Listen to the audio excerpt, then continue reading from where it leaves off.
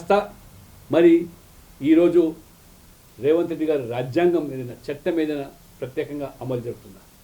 ఇటీవల కామారెడ్డిలో జరిగిన ఉదంతాలు, అక్కడ మా ఎమ్మెల్యే వెంకటరామరెడ్డి గారు ఏదైతే మరి ఇవాళ అక్కడ ఉన్నటువంటి కాంగ్రెస్ నాయకుడు షబ్బీర్ అలీ గారు ఆయన తన రాజకీయ ఉనికి కోసం ఏదో మైనార్టీ పేరు మీద మంత్రివర్గంలో స్థానం కోసం ఈ రకమైన రాజకీయ రచ్చకు తెరలేపితే మరి వెంకటరామరెడ్డి కార్యాలయం మీద, ఎమ్మెల్యే కార్యాలయం మీద కాంగ్రెస్ నాయకులు దాడి చేయడము, ఇది ఎక్కడ ప్రజాస్వామ్యం అని చెప్పి ఇవాళ ప్రజలు విస్తుపోతున్నారు.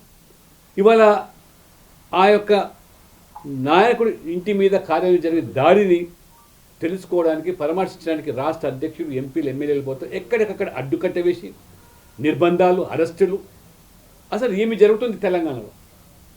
మరోవైపు అక్కడ బాన్స్వాడలో మరి ఒక వర్గం వారి మీద వాళ్ళ మనోభావాలు గాయపరిచే విధంగా దాడులు జరుపుతూ ఉంటే నిమ్మకు నీరెత్తట్టుగా రేవంత్ రెడ్డి గారి ప్రభుత్వం, అంటే రేవంత్ రెడ్డి గారు ముఖ్యమంత్రి హోదాలనే ఒక రాజ్యాంగపరమైనటువంటి పదవిలో ఉండి కాంగ్రెస్ అంటే ముస్లిమ్స్ అంటే కాంగ్రెస్ అని ఒక వర్గం వారికి కొమ్ము కాసడానికే ఈ ప్రభుత్వం పనిచేస్తున్నట్టుగా మరి చాలా స్పష్టంగా ప్రజలు భావిస్తున్నారు.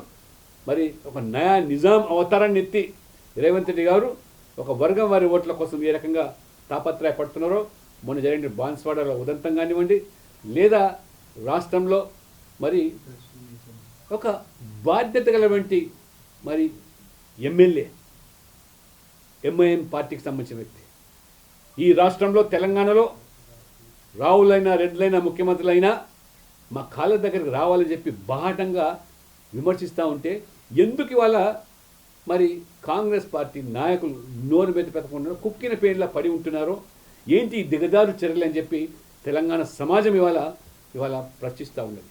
ఖచ్చితంగా తెలంగాణ ప్రజలు ఈ ప్రభుత్వానికి, ఈ పార్టీకి బుద్ధి చెప్పడానికి, అంటే ఒక పార్టీ కోసం, ఒక ఎంఐఎం కోసము లేదా ఒక వర్గం వారి కోసమే పనిచేసే పార్టీ తెలంగాణ అవసరం అని చెప్పి కూడా ప్రజలు భావిస్తారు. ఖచ్చితంగా చైతన్యం కలిగినటువంటి యువత ఇవాళ ముందుకు వస్తూ ఉన్నారు.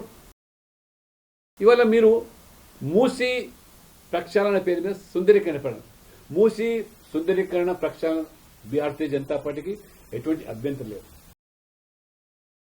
మురికి నీరుకు అడ్డుకట్ట వేయండి, ఆ మురికిని ఆ మూసి కానీ ఆ ప్రక్షాళన పేరు, సుందరీకరణ పేరు మీద పేదల పొట్ట కొట్టే విధంగా, పేదలను బజార్ రోడ్డు పాలు చేసే, పేదలకు నిలువ నీడ లేకుండా చేసే విధంగా అక్కడ మనం చూస్తాము. అక్కడ లంగర్ హౌస్ దగ్గర మరి మధు పార్క్ అపార్ట్మెంట్ 500 కుటుంబాలను కష్టార్జితం మీరు బుగ్గిపాలు చేస్తామంటే ఇది ఏమాత్రం కూడా భావ్యం కాదు. ఖచ్చితంగా ఇవాళ మీరు ఇల్లు కోల్పోయే వాళ్ళకు ప్రత్యామ్నాయం చూపించండి. వారికి ఇవాళ మీరు ఏదో నామాత్రంగా ఈరోజు రుసుము చెల్లిస్తామంటే ఇవాళ ₹1,00,00,000 విలువైన భూములను లాక్కొని ఇవాళ అప్పనంగా వాళ్ళకి ఏదో మరి అంటకడదామంటే ఇది భావ్యం కాదు.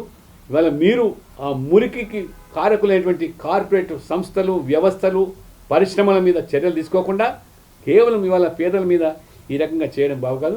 ఖచ్చితంగా మూసి ప్రక్షాళన చేయండి, సుందరీకరణ చేయండి, అభ్యంతరం లేదు. కానీ వారికి నష్టపరిహారం తగు రీతిలో చెల్లించకుండా చేయడాన్నే ఇవాళ మేము అభ్యంతరం వ్యక్తం చేస్తాం తప్పితే ఈ రకంగా కాదనే విషయాన్ని తెలుసుకొని మరి హేట్ స్పీచ్ విషయంలో కూడా చట్టం తీసుకొస్తామని చెప్పి మరి బీరాల ప్రభుత్వం నిజంగా మీకు ఆ దమ్ము, ధైర్యము, సాహసం, సత్తా అనుకున్నట్టయితే మొదట ఆ హేట్ స్పీచ్కు కారకులైనటువంటి అక్బరుద్దీన్ ఓవైసీ లాంటి వాళ్ళ మీద చర్యలు తీసుకుంటేనే ప్రజలు మిమ్మల్ని నమ్ముతారు తప్పితే ఈ రకంగా ప్రజల దృష్టి మళ్లించడానికి ఎప్పటికప్పుడు మరి కొత్త పల్లెకిని ఎత్తుకొని మీరు ఇచ్చిన హామీలను, గ్యారెంటీలను విస్మరిస్తూ ఉంటే భారతీయ జనతా పార్టీ ఖచ్చితంగా రాబో రోజుల్లో మీరు ఇచ్చిన హామీల మీద తప్పకుండా మరి ఒక దీర్ఘకాలికమైనటువంటి పోరాటానికి తెరలేపుతుందని చెప్పి కూడా మేము హెచ్చరిస్తూ ఉన్నాం.